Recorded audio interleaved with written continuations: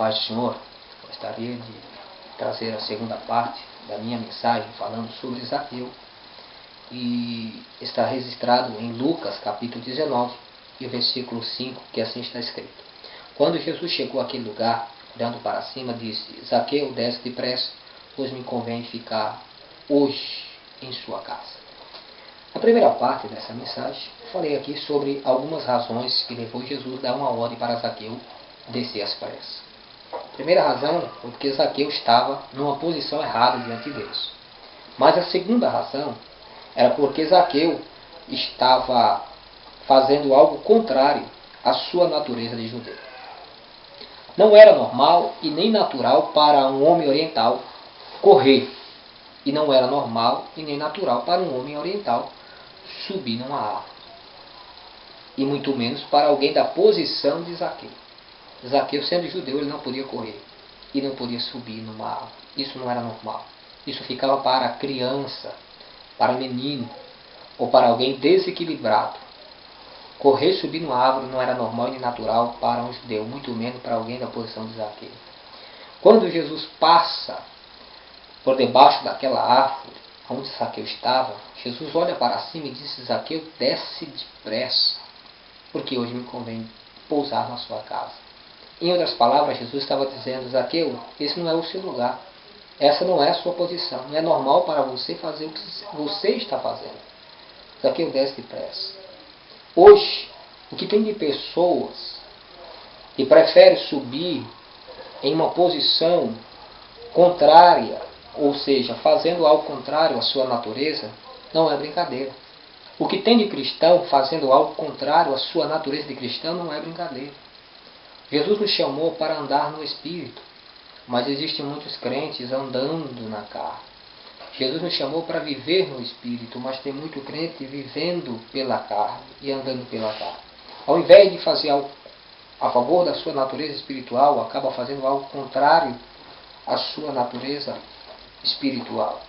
Muitos cristãos que estão contrariando a sua fé e os princípios ensinados pela palavra de Deus, assim como Zaqueu, subindo em algumas posições por meios ilegais, subindo em alguns degraus por meios ilegais, subindo em algumas figueiras bravas, ao invés de estar embaixo para receber Jesus. Muitos cristãos estão fazendo algo contrário à sua natureza. Os crentes da igreja efesiana, ou os crentes de Efésios, no capítulo 4 ao capítulo 5 da carta de Paulo aos Efésios, está escrito que os crentes tinham um temperamento muito forte, falavam um palavrão, falavam palavras inadequadas, que era contrário à sua natureza de cristão. Mas no capítulo 4 diz que esses palavrões, essas palavras erradas, esse temperamento forte, era um temperamento desprezível, era um temperamento inadequado para a natureza de um cristão, porque esse temperamento estava entristecendo o Espírito Santo. E a ordem de Paulo era essa: não entristeça o Espírito Santo, pelo qual vocês foram selados para o dia da redenção. Então o temperamento desses cristãos não era um temperamento correto, era algo contrário à sua natureza de um cristão. No capítulo de número 5, Paulo fala do comportamento desses cristãos, que ao invés de serem imitadores de Deus, estavam se tornando imitadores de Satanás. Ao invés de andarem como filhos da luz, estavam andando como filhos das trevas. Ao invés de se encher do Espírito Santo, estava se embriagando, intoxicando a sua mente com o vinho no qual há contenda. Mas a ordem de Paulo para esses cristãos era: não se embriagueis com o vinho no qual há contenda, mas enchei-vos do Espírito Santo. Tem muito crente que, ao invés de andar no Espírito, estão andando na carne, fazendo algo contrário à sua natureza de cristão. Estão se entorpecendo com o vinho que a contém, com o vinho da malícia, com o vinho da imoralidade, com o vinho da prostituição, com o vinho da fornicação, com o vinho do adultério. E era este vinho que estava embriagando os crentes de Efésio. Porém, uma coisa interessante que eu vejo no livro, ou na carta de Paulo aos Efésios, é que Jesus já havia derramado o seu Espírito. Jesus já havia derramado o seu Espírito sobre a igreja. Mas a igreja não estava recebendo. A igreja estava desprezando. Portanto, uma coisa é o Senhor derramar, outra coisa é o crente receber. Porém, Jesus havia derramado, mas os crentes não haviam recebido. Portanto, o versículo 18 do capítulo 5 da carta escrita aos Efésios, Paulo está dizendo, não se embriagueis com vinho que há contenda, mas enchei-vos do Espírito Santo. É uma ordem para os crentes se encher do Espírito Santo.